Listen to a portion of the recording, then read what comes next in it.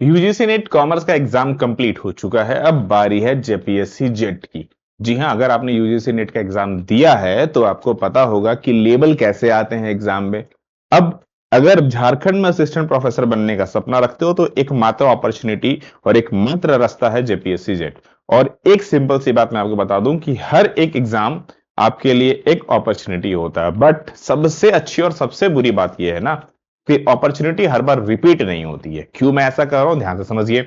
UGC net आपको पता है कि साल में 2 बार जरूर होता है, लेकिन इसका जो रिजल्ट है वो मुश्किल से 1 से 2% के बीच में ही रहता है, उससे ज्यादा नहीं होता है। जेपीएससी जेट ने साफ साफ कहा है कि भैया हम 6% का रिजल्ट देंगे, तो ये एक आपके लिए अपॉर्चुनिटी तो है, क्योंकि असिस्टेंट प्रोफेसर बनना है वो भी झारखंड में, तो 6% का रिजल्ट है। कहां 1% और कहां 6%, भाई आसमान जमीन का अंतर है। लेकिन दिक्कत ये है ना कि ये 19 सालों के बाद आपसे एग्जाम ले रहा है। तो अगर आपने इस बार मेहनत नहीं की तो दोबारा अगर 5 साल 10 साल या 19 साल के बाद हुआ ना तो आपके लिए तो भैया खत्म हो गया। तो आपके लिए लास्ट मौका है, डू और डाई वाला सिचुएशन है। इस बार नहीं तो कभी नहीं। So don't be miss out. एक सीरियस कैंडिडेट हो, प्रॉपरली असिस्टेंट प्रोफेसर का बनने का सपना रखे हो तो ये क्लासेस मिस नहीं करना है। सुबह मैं आपके साथ में कितने बजे कनेक्ट होता हूं आप सबको पता है कि 7:45 में मैं आपके साथ में सुबह कनेक्ट होता हूं, सो भूलना नहीं है। बहुत जल्द मैं पेपर 1 का भी सेशन लाने वाला हूं ताकि आपके लिए प्रॉपरली स्टडी हो। और आज के सेशन में डिस्कस करेंगे कॉस्ट एंड मैनेजमेंट अकाउंटिंग, और ये हमारी 8वीं 18वीं क्लास होने वाली है। सो अगर नहीं देखा है पूरे का पूरा सीरीज तो डेफिनेटली जाके चेकआउट करो, ठीक है ना। और चैनल सब्सक्राइब नहीं किया तो कर लेना। टेलीग्राम ग्रुप या लक्ष्य अकेडमी ऐप डाउनलोड नहीं किया कर लेना। और सबसे इंपॉर्टेंट, अगर सच में सीरियस कैंडिडेट हो ना तो अगर अभी तक जेपीएससी जेट की बैच नहीं ज्वाइन की तो जाके ज्वाइन कर लो। न्यू ईयर ऑफर जो था, जो कि 4 तारीख तक था, जो कि कल तक था, ऑलरेडी समाप्त हो गया। लेकिन चूंकि बहुत सारे कैंडिडेट ने स्पेशली हमें इसके लिए डील की है तो एक दिन हमने इसको और बढ़ा दिया है। तो अभी ये ऑफर 5 जनवरी यानी कि आज तक आपके लिए वैलिड है। तो जिन्होंने ज्वाइन नहीं किया जाकर डेफिनेटली ज्वाइन कर लेना, क्योंकि पढ़ना जितना जरूरी है, सिलेबस खत्म करना जितना जरूरी है, उससे कहीं ज्यादा जरूरी है रिवीजन करना और एक प्रॉपर स्ट्रेटेजी आपके पास में होना। सो वो सारी चीजें हम आपको आपकी कंप्लीट कोर्स में देने वाले हैं। पेपर 1 प्लस पेपर 2 दोनों कवर अप होने वाले हैं इसमें, ठीक है। चलिए शुरू करते हैं सेशंस को बिना किंतु परंतु किए हुए। फर्स्ट क्वेश्चन आप लोगों के सामने, ये हमारे पास है कॉस्ट एंड मैनेजमेंट अकाउंटिंग में होता क्या, सबसे पहले वो समझते हैं। कॉस्ट अकाउंटिंग का मतलब होता है जब आप किसी चीज को मैन्युफैक्चर करते हो तो वहां से चीजें बन करके आती है। तो ये हमने बनाया, तो बनाने में क्या खर्चा लगा, क्या चीजें लगी, कौन कौन से प्रोसेस में कितना कितना कॉस्ट लगा, सबको जब आप लिखते हो ना कॉस्ट अकाउंटिंग। मैनेजमेंट क्या करता है कि उन सबको एनालिसिस करता है और बेस्ट डिसीजन लेता है कि किस तरह से इसकी प्राइस कम से कम, क्वालिटी हाई से हाई, प्रॉफिट ज्यादा से ज्यादा हम कर सके, ये सब चीजें। तो ये टेक्निक है हमारे पास, एबीसी एनालिसिस, वेड एनालिसिस, एमएल एनालिसिस और एसडीई एनालिसिस। अच्छा ये होते क्या है, पहले एक बार वो समझते हैं। सबसे पहले ये समझ लेते हैं, ज्यादा अच्छा रहेगा। एबीसी एनालिसिस का फुल फॉर्म होता है ऑलवेज बेस्ट कंट्रोल। अब ये करता क्या चाहिए, ABC analysis always best control का मतलब ये हुआ कि जो हमारी प्रोडक्ट होती है इसको ये 3 कैटेगरी से मारता है। वैल्यूज प्लस वो कितने दिनों में खराब होने वाला है। तो 2 कैटेगरी, एक तो वैल्यूज और कितने दिनों में। एक कैटेगरी में हम वो रखते हैं जिसको हमें फोकसली हाई वैल्यूज और हाई वैसे आइटम जो जल्दी खराब होते हैं।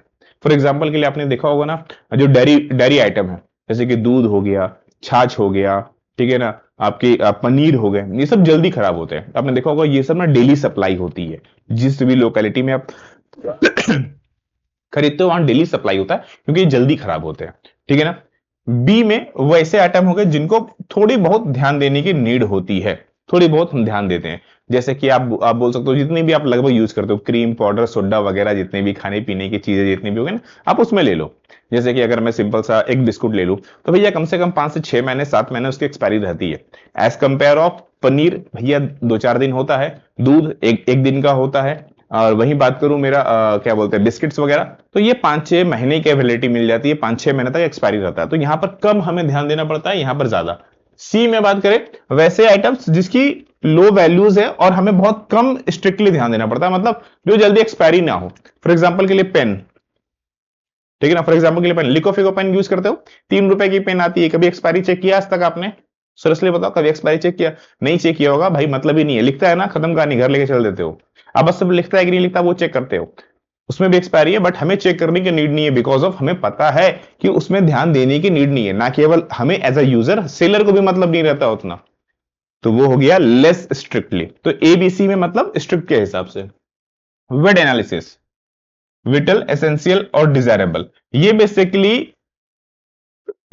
काम करता है उसके बोल सकते हैं यूजेस को लेकर के, कि किसकी कितनी प्रायोरिटीज है, कौन सा आइटम को कितना प्रायोरिटी देना है उसके लिए। यानी कि वाइडल वो आइटम्स को जो हमें प्रोडक्शंस वो करनी है जिसको इमीडिएट नीड है। अभी आपको किस चीज की नीड है? अगर मैं बोलूं अभी आपको, मान लो आप जेट निकालना चाहते हो, अगर मैं सिंपल सी भाषा में अगर आप बोलूं कि आप सर जेट कॉमर्स निकालना चाहते हो, तो आप क्या करोगे? सबसे पहले आपको क्या नीड है? सबसे पहली नीड क्या होगी? सबसे पहली नीड है कि प्रॉपरली सिलेबस अच्छे से देखा जाए। बिना सिलेबस देखे काम नहीं होना है। पेपर 1 पेपर 2 का सिलेबस नहीं देखा है तो फिर से जाके चेकआउट करो, अच्छे से चेकआउट करो। वो भी नहीं क्लियर है, ऑफिस का नंबर गिवन है, सिंपली एक मैसेज करो जेट कॉमर्स सिलेबस, बाकी टीम आपको भेज देगी। ठीक है ना? तो सबसे पहला सिलेबस चाहिए। दूसरा, सिलेबस मिलने के बाद हम उसको देखते हैं कि कितनी एसेंशियल है रेगुलर यूजर्स। अब रेगुलर में क्या चाहिए? रेगुलर में क्लासेस चाहिए, तभी आप करोगे। तो रेगुलर बेसिस पे आपको यूट्यूब पर भी क्लासेस हो रही है, कोर्स पे भी है। हाँ, कोर्स पे आपकी टॉपिक वाइज थ्योरीज हैं, लेक्चर्स हैं, पूरी कंप्लीट है। और यूट्यूब पर वो चीज हम लोग नहीं प्रोवाइड कर पाते हैं, बट हाँ, डिजायरेबल जो एक वैसी चीज है जो बहुत ज्यादा नीड नहीं है, एकदम क्रूसियल नीड नहीं है, वो चीजें हम लेकर के आते हैं। जैसे कि फॉर एग्जांपल सिंपल सी भाषा में बोला जाए तो full mock test. Full mock test अभी नीड नहीं है, उसकी नीड हम लोग जैसे ही सिलेबस खत्म कर लेते हैं तब उसकी नीड होती है। तो डिपेंडिंग अपॉन की कैसी कैसी नीड होगी। ठीक है ना? एचएमएल की बात किया जाए, high medium low full form है। तो classify the item the their unit price और कॉस्ट। ये एचएमएल क्या है? ये प्राइस और कॉस्ट पर काम करता है।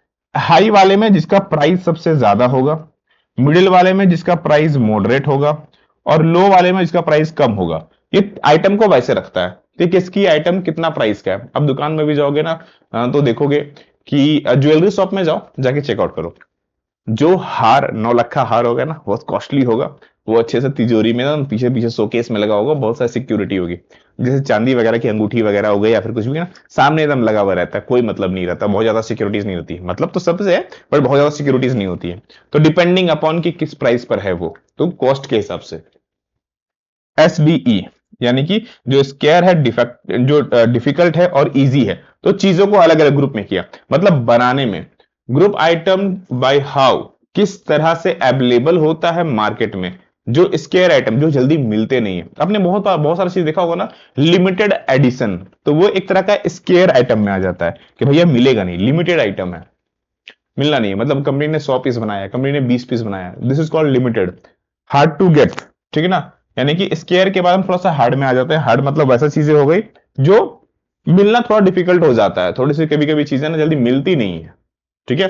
और फिर आता है इजी वंस, जो कि बहुत कॉमनली मिल जाती है। अगर मुझे बिस्किट खानी है, मुझे पार्ले जी खाना है, मुझे लगता है कि घर के बाहर निकलूंगा, हर एक दुकान में, किराना दुकान में मिल जाएगी मुझे पार्ले जी, आराम से मिल जाती है। वहीं मुझे पिज्जा खाना है, थोड़ी सी मुझे अगर अगर डोमिनोज पिज्जा खाना है, थोड़ी सी अच्छी पिज्जा खानी है, तो मुझे डोमिनोज के पास जाना पड़ेगा, या तो आजकल ऑनलाइन ऑर्डर का जमाना है, कर दूंगा आ जाएगा, लेकिन थोड़ा सा वो एक डिफिकल्ट है। अब कुछ ऐसे पिज्जा का नाम ले लिया जो पिज्जा अवेलेबल ही नहीं है, कुछ ऐसी चीजों का नाम ले लो जो राशि में मिलता ही नहीं है, तो फिर दिक्कत हो जाएगी। तो डिपेंडिंग अपॉन है ये। ठीक है? क्लियर चीजें? अब इसी के आधार पर हम लोग सबको मैच आउट करते हैं। क्लियर है ना? सबको समझ में आ गया? हम्म। चलो फटाफट मैच करो। एबीसी यानी कि क्या है ये? ऑलवेज, बेस्ट कंट्रोल, वेड जो कि इसेंशियलिटी को देखता है, एचएमएल जो वैल्यूज को देखता है, और ये एसडीई जो स्कैरिसिटी यानी कि मिलने को देखता है, अवेलेबिलिटी को देखता है। तो एबिलिटी यानी कि देखो यहां पर अवेलेबल को बता रहा है, तो डी का तो 1 होगा, सबसे आसान तरीका वो है। ये रहा डी का 1, सबसे आसानी से मिल गया हमें। ठीक है ना? ABC based on value item, कौन कितना वैल्यूज देता है। ठीक ना? वैल्यूज प्लस खराब होने के चीजों को देखते हुए। वेट की बात करूं तो कौन कितनी नीड है उस पर बात करता है ये, यानी कि किसकी कितनी इस रिक्वायरमेंट है उसको देखता है। और एचएमएल की बात करूं तो ये तो भैया प्राइस पर देखता है, सिंपल सी भाषा में ये तो प्राइस को देखता है, सिंपल सा। ठीक है? तो क्लियर है यहां तक चीजें? जितने अच्छे से पढ़ोगे उतना मजा आएगा। तो ये सब नोट डाउन कर लेना, बड़े काम का है। नेक्स्ट है प्रॉफिट सेंटर्ड। दो तरह के सेंटर्ड होते हैं हमारे पास, एक होता है प्रॉफिट सेंटर और दूसरा होता है कॉस्ट सेंटर। एक पूरा का पूरा प्रॉफिट पे ध्यान देगा, एक पूरा का पूरा प्रोडक्शन पे ध्यान देगा। ठीक है ना, जल्दी से बताओ प्रॉफिट सेंटर्ड क्या होता है? Where the manager has responsibility of generating the maximum profit. ये केवल और केवल प्रॉफिट पर ध्यान देगा, प्रॉफिट सेंटर पूरा प्रॉफिट पर ध्यान देगा, जहां मैनेजर की जिम्मेदारी क्या होती है कि भैया प्रॉफिट कमाने पर फोकस करे और ज्यादा से ज्यादा प्रॉफिट बनाए, दैट्स इट, उससे ज्यादा कुछ नहीं करता है वो। ठीक है, तो आप यहां पर देख सकते हैं। चलिए, कॉस्ट सेंटर्ड क्या काम करता है, पर्पस क्या होता है? तो manage and control expenses for the essential support function, यानी कि ये अपने खर्चे पर ध्यान देता है। रिस्पॉन्सिबिलिटी क्या होती है? केवल और केवल कॉस्ट को ध्यान देना, बाकी किसी चीज से कोई मतलब नहीं है इसको। परफॉर्मेंस के लिए बात किया जाए तो क्या क्या हम इस्तेमाल करते हैं? बजट वर्सेस एक्चुअल कॉस्ट को देखते हैं, और इसमें इफिशिएंसी को देखा जाता है। सबसे इंपॉर्टेंट, कॉस्ट सेंटर में हम इफिशिएंसी की बात करते हैं। एग्जाम्पल के लिए ह्यूमन रिसोर्स देख लेंगे, मेंटेनेंस अकाउंटिंग देख लेंगे, आईटी सपोर्ट देख लेंगे, तो यहां पर हम देख सकते हैं, यहां से काम बनेगा। प्रॉफिट सेंटर जो हमारे क्वेश्चन में था, generate revenue and contribute overall profit, कितना ओवरऑल प्रॉफिट कर रहे हैं। ठीक है ना, तो आप एक तरह से बोल सकते हो इसमें एंटरप्रेन्योर का इन्वायरमेंट किस तरह से हम डिजाइन कर सकते हैं कि हम ज्यादा से ज्यादा प्रॉफिट कर सके, उसको देखेंगे। ये रिस्पॉन्सिबिलिटी क्या होती है?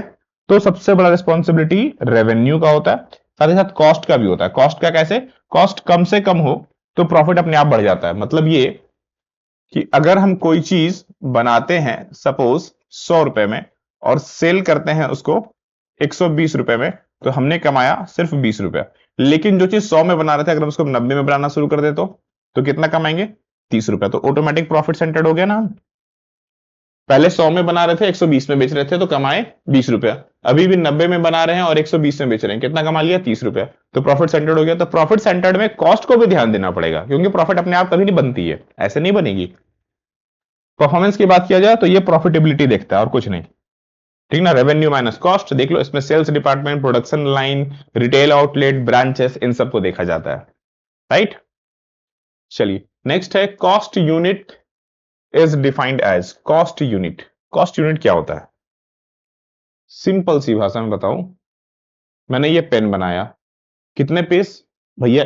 1000 पेन बनाया। मैंने पेन बनाया है कितने भाई? 1000 यूनिट। और इसको बनाने में जो टोटल कॉस्ट मेरा आ रहा है वो मान के चलते हैं फॉर एग्जाम्पल के लिए है 10,000 रुपए। तो बताओ पर पेन का क्या कॉस्ट है? तो अगर मैं आपसे सिंपल सा पूछूं कि बताओ पर पेन कॉस्ट कितना है, तो आप क्या बोलेंगे? सर 10,000 को 1,000 से भागा दे दीजिए, इसका मतलब सर 10 रुपया है पर pen cost. This is cost unit. जो मैंने लिखा ना वही है कॉस्ट यूनिट। अब बस ढूंढ लो। तो unit of quantity of a product, service और टाइम, यहां पर तीन चीजें, जैसे कि मैंने प्रोडक्ट लिया क्वांटिटी में, तो प्रोडक्ट लो, सर्विस लो और time low, in relation which cost may be accelerate और एक्सप्रेस्ड। यानी कि प्रोडक्ट या सर्विस या समय की मात्रा को यूनिट जिसमें संबंध लागत का पता लगाया जा सकता है या फिर व्यक्त किया जा सकता है। जैसे कि मैंने क्या कहा, एक पेन का कॉस्ट कितना हुआ? 10 रुपया। आई बात समझ में? चलिए बहुत अच्छे। फिक्स कॉस्ट क्या होता है? फिक्स कॉस्ट, जब भी कॉस्ट की बात हो तो याद रखिएगा दो तरह के कॉस्ट होते हैं आपके। First one is variable, second one is fixed. Variable basically आपका हो गया जहां रॉ मटेरियल लगता है। ठीक है ना, जितने भी आप चीजें बनाएंगे रॉ मटेरियल हो गया। यूजेस ऑफ मशीनरी लगता है, जितना आप मशीन यूज करोगे। फिक्स कॉस्ट में लेबर आते हैं।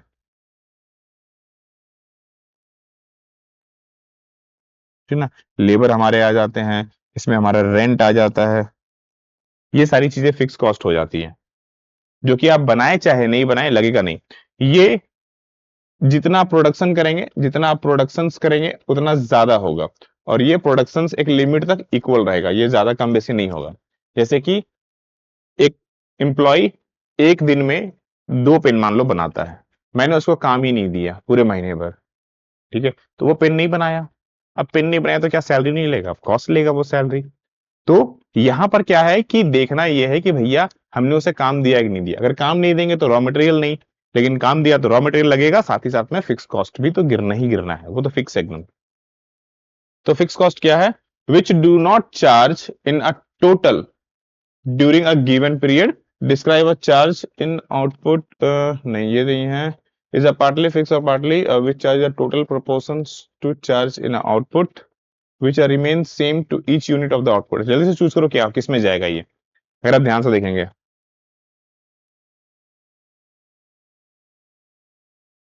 विच डू नॉट चेंज, कोई चेंज नहीं होता है, in total during the given the period, ठीक ना। डिस्क्राइब चेंज इन आउटपुट, यानी कि साफ साफ बोला जा रहा है, यही होगा ऑप्शन नंबर सी, जिसमें क्या आगे बोला जा रहा है कि भैया पीरियड के आधार पर लगता है, ना कि आउटपुट के आधार पर। एक पर्टिकुलर पीरियड में अगर आप आउटपुट में चेंजेस करते हो तो भी इसमें कोई बदलाव नहीं आता है, ठीक है। So option number C is the correct answer, right. आगे बढ़ते हैं। ओके, प्राइम कॉस्ट निकालना है।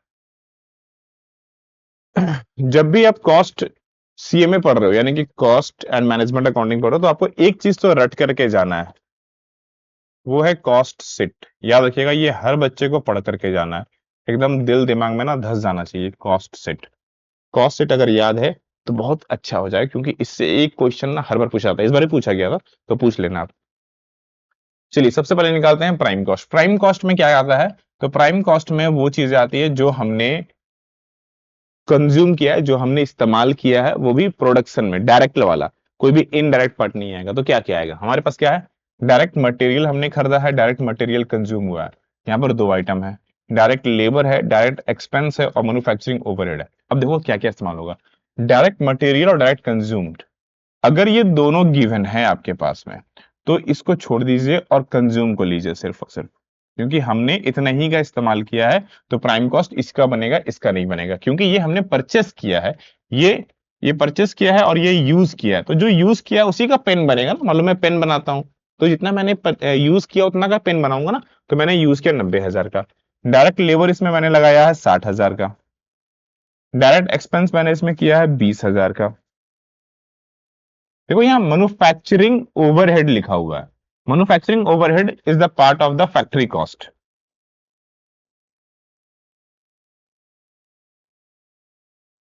Is the part of the factory cost. तो ये कितना हो जाएगा भैया?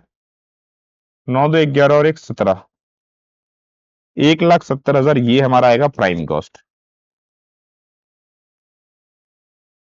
हाँ, इसमें ये फैक्ट्री कॉस्ट आप एड ऑन करोगे, 30,000 आप एड ऑन करोगे, तो ये जो पार्ट आएगा ये कहलाएगा फैक्ट्री ओवरहेड।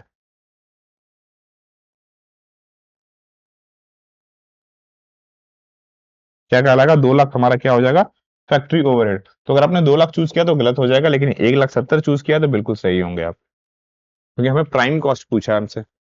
इसीलिए मैंने बोला कॉस्ट सिर्फ याद होना चाहिए, कॉस्ट सेट याद होना चाहिए, ठीक है ना। वो याद होगा तो काम बनेगा, नहीं तो फिर ऐसे ही दिक्कत होगी, ठीक है ना। आगे बढ़ते हैं। नेक्स्ट क्वेश्चन फिर से क्या है? Total cost of the product is 10,000, profit है 25% ऑन सेल, तो प्रॉफिट इज, ओके, सेल से निकालना है प्रॉफिट और कॉस्ट पर दिया हुआ है, तो ये तो मैथ का सिंपल सवाल है। तो प्रॉफिट कैसे निकलेगा?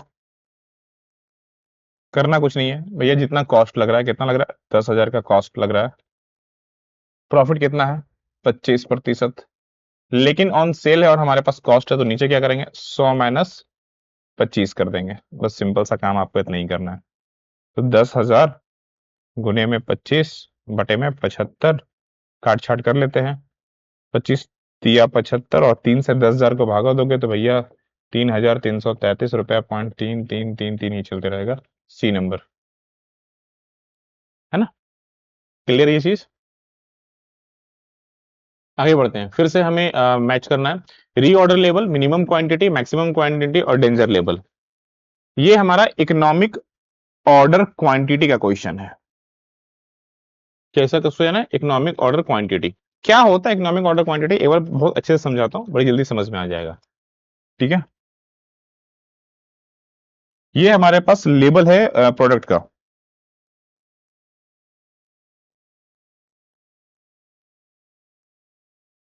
मतलब कितनी क्वांटिटी होनी चाहिए।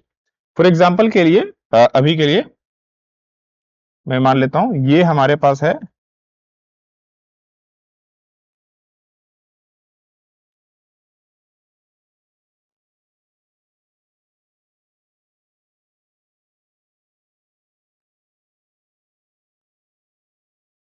ये है, मान लेते हैं कि फॉर एग्जांपल के लिए कि 1000 यूनिट, फॉर एग्जांपल के लिए मैं इसको लिख लेता हूं यहां पर 1000 यूनिट। ठीक ना, मैं अपने से ले रहा हूं। तो 1000 यूनिट मेरे पास वो लेवल है जिसको हम लोग बोलते हैं मिनिमम। इतना मेरे पास कम से कम हमेशा रहना चाहिए। क्योंकि मैं पेन बनाता हूं, तो ये मेरे पास रॉ मटेरियल, जितनी भी चीजें मैं बता रहा हूं ये सब रॉ मटेरियल का डेटा है, रॉ मटेरियल का प्रोडक्ट लेवल है मेरे पास। ठीक है, सामान लाने के बाद कहीं तो रखता हूँ मैं उसको, कहीं ना कोई मेरा गोडाउन होगा, तो मान लेते हैं मेरे पास ये गोडाउन है और इसके अंदर मैं क्या रखता हूँ, रॉ मटेरियल। तो भैया इस गोडाउन में मैक्सिमम इतना ही रॉ मटेरियल अट सकता है। अब इसको मैं मान लेता हूं, सपोज ये है मेरे पास 5000 यूनिट का पावर, इसमें कुल मिलाकर के 5000 यूनिट अटेगा।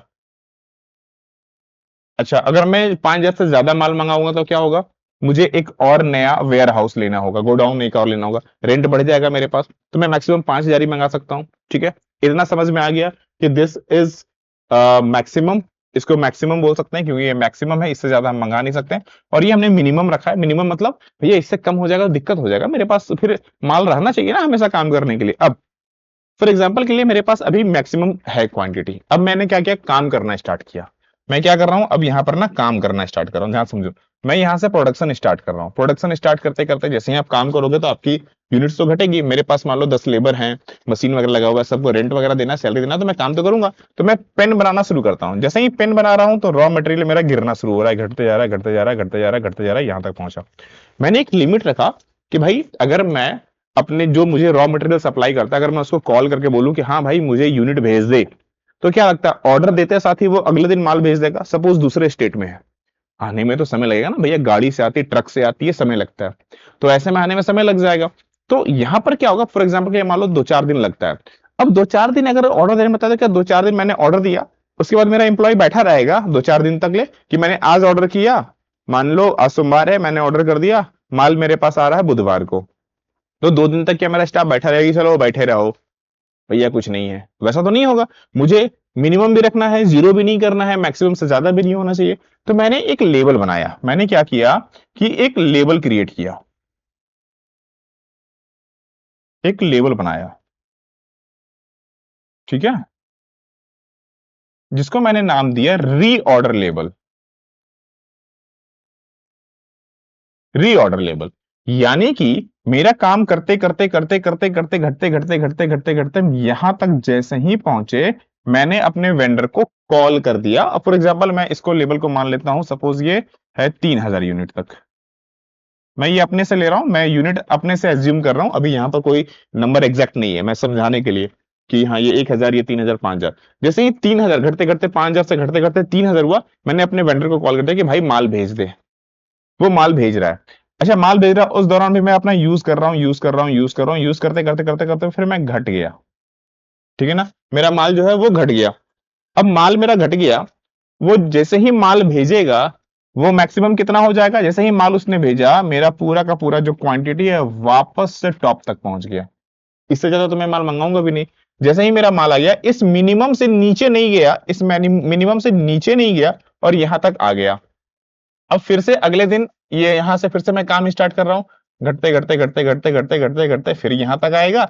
यहां पर मैं फिर उसे ऑर्डर दूंगा, जैसे ही ऑर्डर दूंगा फिर मेरा माल पहुंचने तक ले घटते घटते घटते यहां तक पहुंचेगा और उससे पहले फिर मेरा माल वापस आ जाएगा। समझ में आया बात। तो ये इस तरह से ना चक्र चलते रहेगा। इस चक्र का भी नाम है दोस्त, ऐसे ही नहीं है कि ये चक्र चल रहा है सर तो ऐसे ही कुछ कुछ भी हो गया। सर हर चक्र का नाम होता है, ध्यान से समझिए। ये जो आप टाइम देख रहे हो ना, यहां से लेकर के, मैं यहां पर बता दूं, यहां से लेकर के ये डेट तक, ये जो बीच में ऑर्डर देने के बाद का जो पहुंचाया, इसको बोलते हैं लीड टाइम। इस येलो वाले जो सर्कल मैंने बनाए हैं इसको बोलते हैं क्या, लीड टाइम। कि माल ऑर्डर दिया और ऑर्डर से आने तक में जो समय लगा, this is called lead time. ये क्या कहलाएगा सर, लीड टाइम कहलाएगा। ठीक है ना। उसके बाद यहां पर जो काम हो रहा है, ये जो बचा हुआ मेरे पास, ये आप ध्यान से देखोगे तो ये मेरे पास हमेशा पड़ा हुआ है, मैं इसको यूज नहीं करता, इतना मेरे पास कम से कम होना चाहिए। This is called buffer stock, buffer stock. अच्छा, कभी कभी ऐसा भी हो सकता है ना कि मैंने उससे यहां पर से, मैं काम कर रहा था, करते करते करते करते यहां तक जैसे ही पहुंचा, मैंने उसे ऑर्डर किया और किसी रीजन से माल आते आते और ये नीचे चला गया, तो अगर ये लाइन से मिनिमम ऑर्डर जो हमारा है उससे अगर नीचे की ओर ये शिफ्ट होता है, ये डेंजर जोन में चला जाता है। कहां चला जाता है? ये डेंजर जोन में चला जाता है कि भैया यहां से नीचे आपके लिए रिस्क है, क्योंकि अगर माल नहीं आया टाइम पे तो आपके लीवर बैठे रह जाएंगे और आपके पास रॉ मटेरियल खत्म हो जाएगा। This is called lead time. और ये चीज समझ में आ गया, ये हो गया नॉर्मल यूजेस। ये जो हमारा ये लाइन है इसको हम लोग बोलते हैं नॉर्मल यूजेस।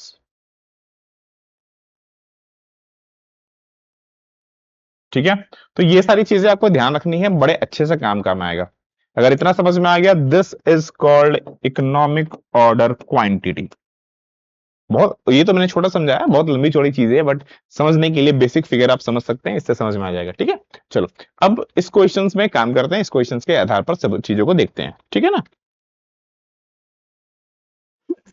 क्या है? रीऑर्डर लेवल है। रीऑर्डर लेवल मैंने क्या कहा कि वो ऑर्डर जहां पर हमें खरीदना है, यानी कि मिनिमम लेवल, मैक्सिमम लेवल और डेंजर लेवल, ये चार चीजें हैं। सो जल्दी से बताओ।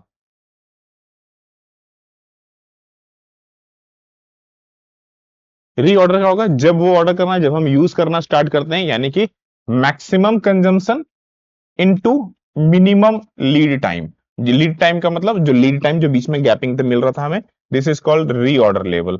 ठीक है ना?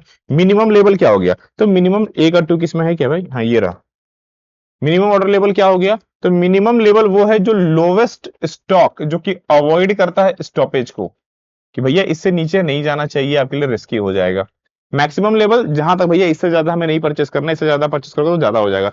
तो एक्सेस स्टॉक लिमिट, भैया एक लिमिट है मेरा, उससे ज्यादा कर देंगे तो फिर वेयर हाउस खरीदना पड़ेगा, दिक्कत हो जाएगा। डेंजर लेवल यानी कि इमरजेंसी में पहुंच गए आप, इमरजेंसी परचेस पॉइंट में पहुंच गए, भैया मिनिमम से नीचे चला गया, ये मिनिमम से नीचे चला गया, अब आपके लिए दिक्कत बन जाएगा, है ना?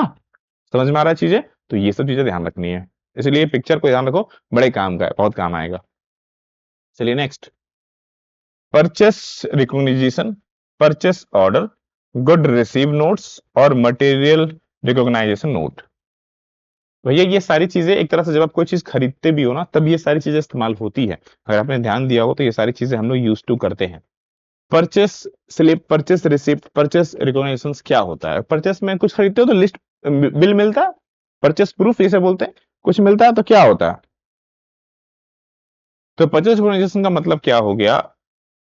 जल्दी से बताओ। इसका मतलब हो गया request to a purchase material. हम परचेस मटेरियल खरीदने का रिक्वेस्ट डाले हुए हैं कि भैया हमें खरीदना है। परचेस ऑर्डर का मतलब क्या हो गया कि हमने ऑर्डर प्लेस कर दिया है भैया कि भैया माल भेजो अब हमें। गुड्स रिसीव नोट कि भैया हाँ हमें माल मिल गया, acknowledge receipt of the material. और मटेरियल रिकॉग्निशन नोट्स का मतलब issue the material of the product, कि हमने भैया आपको माल जारी कर दिया है, ये सेलर जारी करता है। सो डी नंबर, है ना? क्लियर है चीज? चलो बहुत बढ़िया। और सेशन और रीजंस, इस बार की यूजीसी नेट जिस बच्चों ने दिया उनको पता है कि भैया 3 तारीख को एग्जाम था ना, आपने दिया होगा तो पता है आपको, यहाँ ये एग्जाम्स में पूछे गए हैं आपसे क्वेश्चन, तो सेशन रीजंस पढ़ करके जाना है, वो भी अच्छे से पढ़ के जाना है। जल्दी से बताओ। अभी हमने देखा था activity based costing provide a more accurate product cost than traditional costing multi product firm.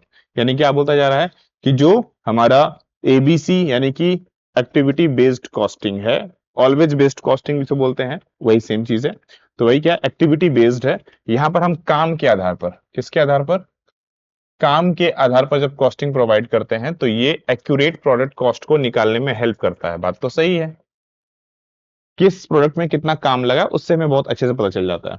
Reason क्या है? एबीसी एलोकेट करता है overhead cost on the basis of cost drives rather than a single volume based. मतलब ये each पर काम करता है, ईच एक्टिविटी,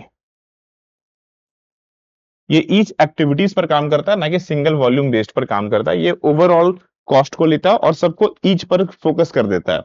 अब उससे क्या होता है कि सिंगल वॉल्यूम बेस्ड के बजाय ये कॉस्ट ड्राइव के आधार पर काम करता है। मतलब ये कि ये साफ साफ बोल रहा है कि भाई हम आपके ईच एक्टिविटी पर काम करते हैं, एक एक प्रोडक्ट पर नहीं लेके चलते हैं कि हाँ एक एक चीजों पर ध्यान देके चलो, हम सिंगल वॉल्यूम पर नहीं काम कर रहे, हम एक्टिविटीज पर काम कर रहे हैं। सो अगेन ये सही है और ये इसका प्रॉपर रीजंस भी दे रहा है क्यों ये एक्टिविटी बेस्ड कॉस्टिंग पर काम करता है। सो ठीक है ना।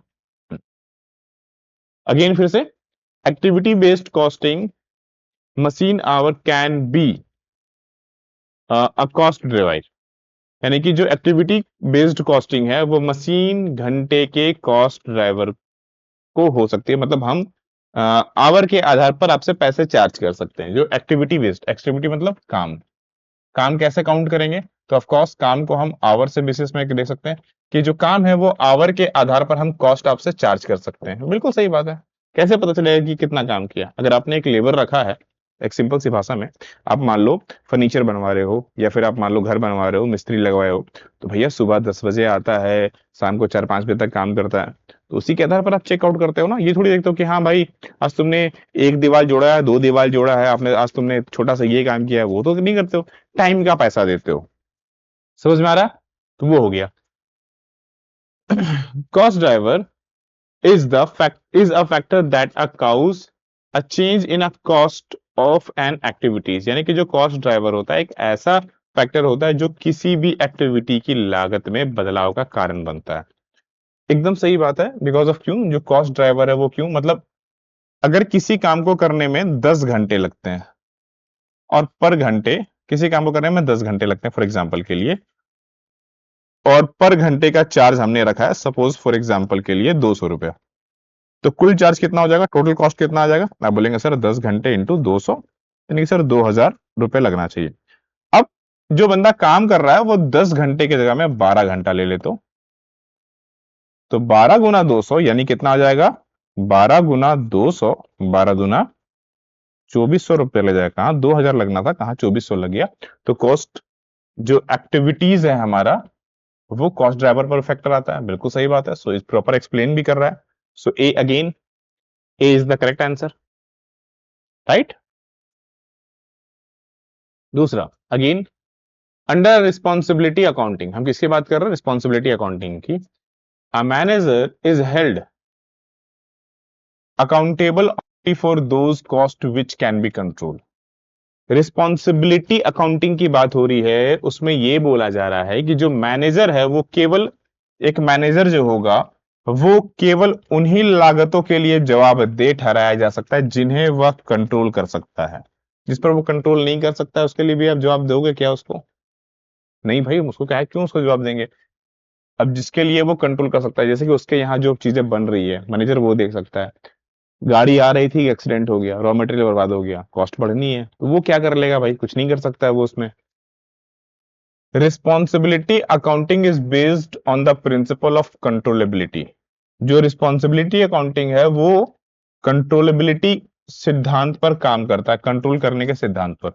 हाँ, रिस्पॉन्सिबिलिटी तो कंट्रोल पर काम करता है। अगर आपने ये नियम रखा है कि भैया हाँ आपको डेली 4 घंटे पढ़ने हैं, तो आपको खुद पर कंट्रोल भी तो करना होगा कि हाँ सर हम मोबाइल ना यूज करके 4 घंटा पढ़ ले। तो ये भी बिल्कुल सही है और इसका प्रॉपरली एक्सप्लेन भी है। डी नंबर, डी नंबर, है ना। आगे, एबनॉर्मल कॉस्ट।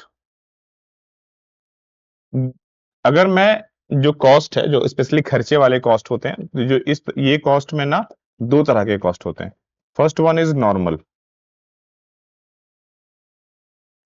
और सेकंड वन इज एबनॉर्मल। अब ये नॉर्मल और एबनॉर्मल है क्या, वो समझते हैं। एबनॉर्मल कॉस्ट वो है जो कि हमारी गलतियों की वजह से, जो हमारे ध्यान ना देने की वजह से गलती हो जाती है और उस वजह से होता है। ठीक है ना। एबनॉर्मल कॉस्ट क्या है? वो कॉस्ट है जहां पर हम ध्यान नहीं देते हैं। नॉर्मल कॉस्ट वो है जो कि हम अवॉइड नहीं कर सकते हैं, होता ही होता है। बेस्ट एग्जांपल दूं, रोटी बनाया आप सबने, सबसे बेस्ट एग्जांपल है मेरा ये, one of the best example में से। रोटी बनाया आपने, आपने ध्यान दिया होगा रोटी बनाने के लिए किसी ना किसी बड़े से बर्तन में या डब्बे में या कहीं तो आपने आटा रखा होगा। वहां से आटा आप अपने बर्तन में लेते हैं गूंथने के लिए पानी डाल के। तो आटा लेते हैं और गूंथ करके लोया बनाते हैं ना। सबसे पहले आप डो बनाते हैं, जिसे इंग्लिश में डो बोलते हैं और हिंदी में लोया बोलते हैं। तो आप बनाते हो तो आप ध्यान से देना कि साइड साइड में ना कुछ आटे के दाने 100% गिरते होंगे। गिरते हैं? कमेंट में बताओ, गिरते हैं ना। क्या आपने कभी भी उसको कंट्रोल करने की कोशिश की है कि यार गिर रहा है, इसको नहीं गिरने दें? और कंट्रोल करते भी हैं तो भी गिरता ही गिरता है, गिरता है ना। अगर गिरता है तो वो हो गया नॉर्मल कॉस्ट, जो कि कॉमन सी बात है, गिरेगा ही गिरेगा। अब लेने के क्रम में हाथ आपका कहीं टकरा जाए, मान लो किसी चीज से निकालो और लेने के क्रम में आपका हाथ कहीं से टकरा जाए, तो उसमें क्या होता है ना कि बहुत ज्यादा गिर जाता है, छलक जाता है, और वो गिर जाता है, बर्तन वगैरह हाथ से छलक गया, गिर गया, तो उसमें बहुत ज्यादा गिर जाता है। क्या ये हमेशा होता है? नहीं, ये कभी कभार जब हम ध्यान नहीं देते हैं तब। तो क्या उसको कंट्रोल कर सकते हैं? बिल्कुल कर सकते हैं। तो जब कंट्रोल की बात आए तो normal cost, abnormal cost control कर सकते हैं। नॉर्मल कॉस्ट कंट्रोलेबल नहीं है, हमारे कंट्रोल से बाहर है वो।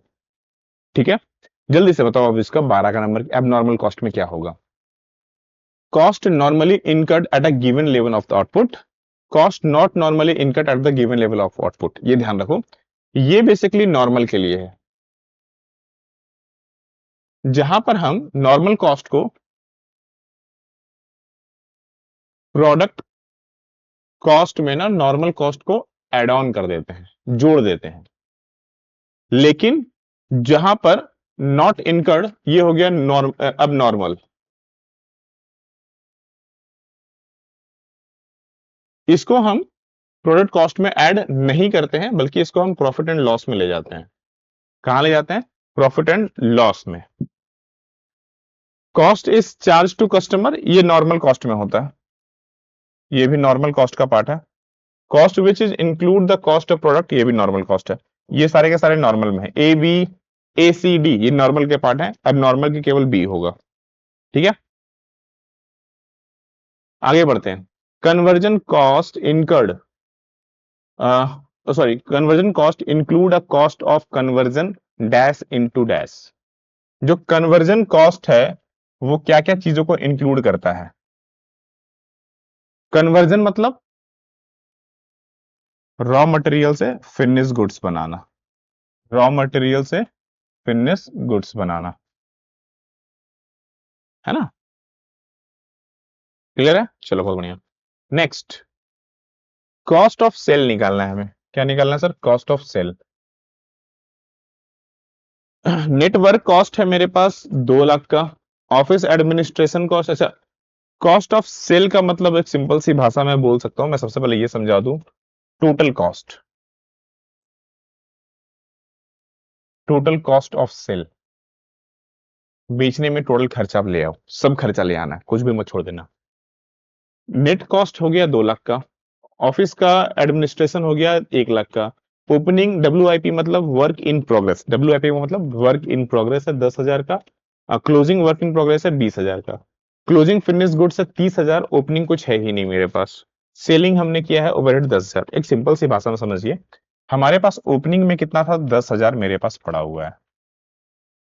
अब इसमें जोड़ देते हैं। बोला है कि there is a no opening finish goods, कोई फिनिश गुड्स नहीं है। हमने जो नेटवर्थ में कुल कॉस्ट लगाया है वो है 2 लाख का। 2 लाख हमने कॉस्ट लगाया था। ऑफिस में हमने खर्चा किया है 1 लाख का। नेटवर्थ हो गया, ऑफिस हो गया, ओपनिंग ले आए, क्लोजिंग अभी छोड़ दो, ये भी क्लोजिंग अभी छोड़ दो। और सेलिंग में मैंने खर्चा किया है 10,000 का, सेलिंग ओवरहेड, और कुछ नहीं है। तो 3,20,000 मेरे पास कुल आ गए हैं। अब इसमें से चीजों को घटाना शुरू कीजिए। क्या क्या घटेगा सर? सबसे पहले जो क्लोजिंग है मेरे पास, कितना है क्लोजिंग सर? 20,000 का क्लोजिंग है, ये घटाइए। क्लोजिंग फिनिश गुड्स हो गया, और क्लोजिंग वर्क इन प्रोग्रेस, तो वर्क इन प्रोग्रेस घट गया, और फिनिश गुड्स 30,000 का, ये भी घटा लीजिए। तो भैया ये दोनों माइनस करने हैं, याद रखना, ये भी माइनस ही करना है, दोनों माइनस करना है। तो ये 3,00,000, 2,70,000 कितना आ जाएगा? 2,70,000 है, बिल्कुल है सर, बन गया, सिंपल सा, है ना? मेहनत लगा, कुछ नहीं लगा, बस ध्यान देना है चीजों को। जितना आप ध्यान दोगे उतना जल्दी बनेगा आपसे। क्लियर है? Got it? चलो बहुत अच्छे, आगे बढ़ते हैं। ओके, अगेन मैच आउट करना, ये लिस्ट ऑफ मैचिंग वाले क्वेश्चंस बहुत सारे आपके एग्जाम में पूछे गए हैं। यूजीसी नेट में भर भर के पूछा गया है, आजकल पीजीटी में भर भर के पूछते हैं, तो भाई पढ़ना शुरू कर दो जम के। और फिल इन द ब्लैंक्स भी पूछने लगे हैं, तो बहुत अच्छे से ध्यान देना होगा आपको ईच एंड एवरी पॉइंट पर।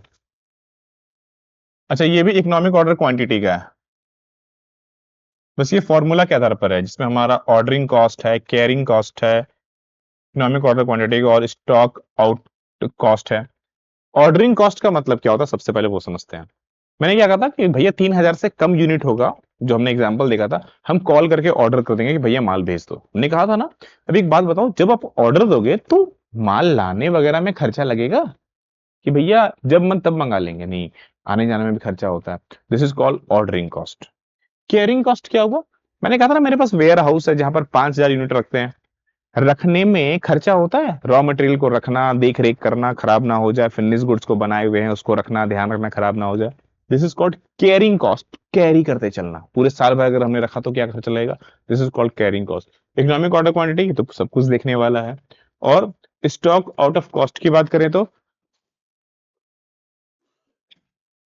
अगर कोई कॉस्ट, अगर स्टॉक्स हमारा चल रहा है, रनिंग आउट है, और उसमें क्या खर्चा आ रहा है, मतलब इधर उधर सब कुछ करने में, तो क्या खर्चा आएगा उसको बोलेंगे। चलो, तो ये रहा stock cost of running out of the stocks. तो ये तो डायरेक्टली डी का वन ले आओ। डी का वन, अच्छा 4 डी में आंसर आएगा। ये रहा, मिल भी गया। ठीक है, किसी किसी में डायरेक्टली मिल जा रहा है। ऑर्डरिंग कॉस्ट क्या है? तो कॉस्ट प्लेसिंग ऑर्डर, जैसे मैंने ऑर्डर किया, ऑर्डर का जो भी खर्चा गया ऑर्डरिंग कॉस्ट हो जाएगा। केयरिंग कॉस्ट क्या हो जाएगा? तो केयरिंग कॉस्ट को मैंने क्या कहा, होल्ड करना। तो होल्डिंग ऑफ द इन्वेंट्री, अगर आपने इन्वेंट्री को होल्ड किया तो क्या खर्च आएगा। और इकोनॉमिक ऑर्डर क्वांटिटी, ये इन सभी चीजों का ऑप्टिमम यानी कि बेस्ट, ऑप्टिमम का सिंपल सा मतलब समझिए कि बेस्ट, कि क्या बेस्ट तरीका हो सकता है उसको निकालना। ठीक है, चलिए next. Bin card, store ledger, physical verification और continuous stock taking. Bin card क्या होता है? जो कि आपके वेयर हाउस में जितनी भी गुड्स आती है जाती है, आपने रखा हुआ है, उसकी क्वांटिटी का हिसाब रखता है। स्टोर लेजर क्या करता है? आपके वेयर हाउस में जितनी भी गुड्स आ रही हैं जा रही हैं उनकी क्वांटिटी प्लस वैल्यू का हिसाब रखता है। फिजिकल वेरिफिकेशन आप खुद जाकर के अपनी आंखों से, ठीक है ना, अपनी आंखों से जाके देखते हो कि भैया है कि नहीं ये सब, तो वो फिजिकल वेरिफिकेशन। और कंटिन्यूअस एड टेकिंग, जो भैया आजकल रेगुलर जब जांच होती रहती है तब। चलिए जल्दी से बताइए भैया, मैंने सबका आंसर बता तो दिया, अब तो बता दो यार। बिन कार्ड जो क्वांटिटी देखता है, क्वांटिटी रिकॉर्ड एट स्टोर, जो क्वांटिटी देखे, स्टोर क्वांटिटी प्लस वैल्यू को रिकॉर्ड करे। फिजिकल वेरिफिकेशन,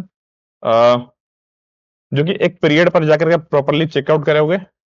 और कंटिन्यूअस रेगुलर वेरिफिकेशन, सो सी नंबर, है ना। जितने आसान आसान से काम करोगे ना जल्दी जल्दी बनेगा। अच्छा, अभी मैंने बिन कार्ड बताया था, लो बिन कार्ड आ गया, अभी जस्ट बताया हूं, तो ये तो गलती नहीं होना चाहिए। ध्यान जितना अच्छा काम उतना अच्छा। Quantity record of a material received, issue and balance.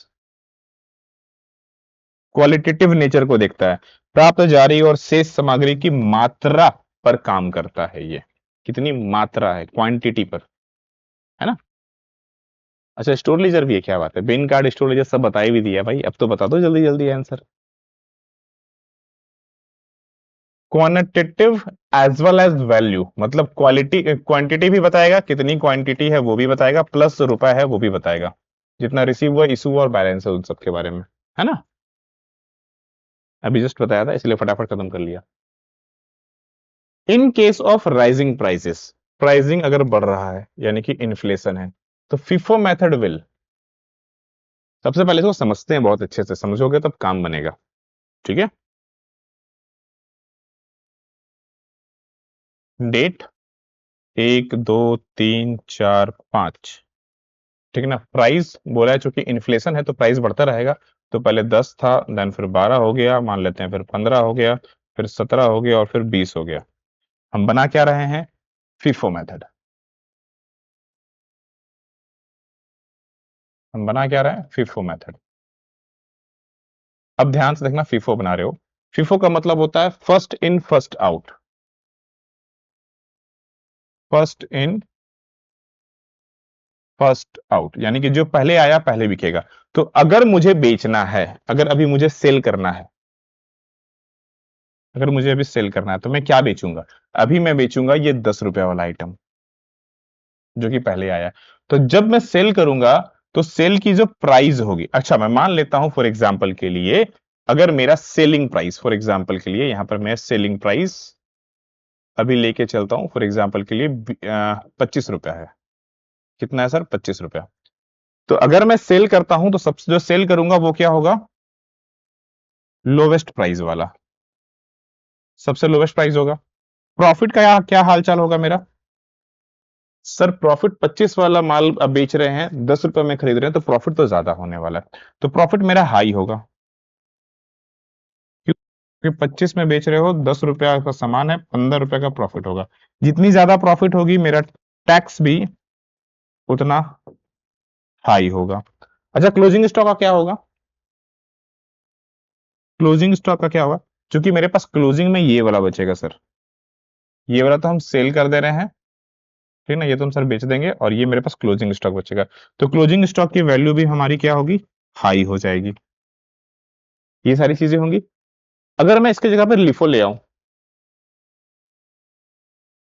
अगर मैं इन सब के जगह पर अगर मैं लिफो लेके आता हूं तो क्या होगा, अब वो समझते हैं।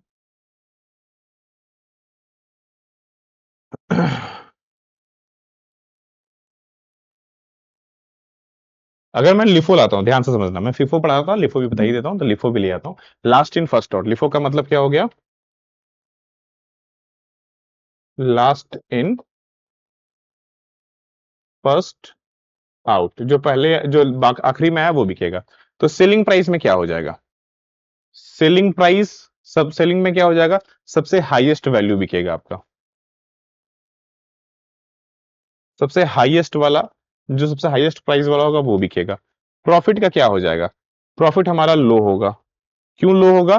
क्योंकि अभी आप 25 में तो बेच रहे हो, लेकिन आपने जो 20 में खरीदा था ना, वो वाला आपके पास रहेगा, मतलब 5 रुपए का सिर्फ कमाई आपको दिख रहा है। कहां पहले 15 का कमाई दिख रहा था, 5 रुपए कमाई दिखेगा। टैक्स का क्या होगा?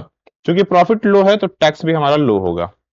क्लोजिंग स्टॉक क्या होगा? अब क्लोजिंग, अब ये वाला बेचेंगे तो ये पड़ा रहेगा मेरे पास, अगर ये पड़ा रहेगा इसका मतलब क्या होगा? क्लोजिंग स्टॉक भी हमारे पास लो होगा। तो ध्यान से समझ लो कि भैया अगर प्राइस बढ़ता है, ये कंडीशन है इन्फ्लेशन में,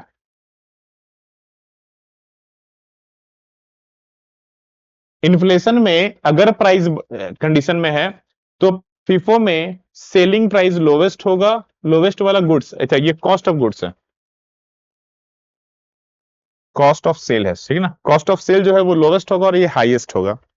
प्रॉफिट लिफो में, फिफो में हाई होगा, इसमें लो होगा, इसमें टैक्स हाई होगा, इसमें लो होगा। समझ में आ रहा है ये चीज? अच्छे से नोट डाउन करना बड़े काम का है। अब क्वेश्चन पे आते हैं, फोकस करते हैं वापस। क्वेश्चन में क्या है भैया? 19 में क्या है? Provide a lowest value of the closing stock and a profit. Profit और ये क्लोजिंग स्टॉक, क्या ये लोवेस्ट होगा? ये लिफो में होता है, लिफो में होगा। Provide the highest value of the closing stock and a profit, हाँ ये होगा। Provide the highest value of the closing stock but the lowest value, ये तो होगा ही नहीं। Provide the highest value of the profit, हाँ ये होगा, but the lowest closing stock, ये भी नहीं होगा। ओनली बी और ए हमारा लिफो में चला जाएगा। आई बात समझ में? ये क्लियर है? ये चार्ट समझ में आ रहा है? चलो बहुत बढ़िया। Next, in case of rising price the LIFO will, अच्छा दोनों में काम हो गया, लो चलो बताओ, ये भी समझा दिया अभी जस्ट। तो provide the lowest closing stock and the profit is also low, दोनों लो होगा, है ना? क्लियर है? तो ये तो हुए हमारे 20 क्वेश्चंस पूरे के पूरे समाप्त। कितने आप लोगों ने स्कोर किया कमेंट करके जरूर बताना। एंड सबसे इंपॉर्टेंट भैया, ये ऑफर एक दिन के लिए आपके लिए बढ़ाया गया है, so don't be miss out, आज भर ये वैलिड है। जिनको भी ज्वाइन करना है फटाफट जाओ जाके इनरोल कर लो, क्योंकि मौके दोबारा फिर नहीं मिलने वाले हैं, ठीक है ना? और अच्छे से स्टडी कीजिए। मिलता हूं फिर नेक्स्ट सेशन में, प्रॉपर स्टडी करो। सभी लोगों को राधे राधे।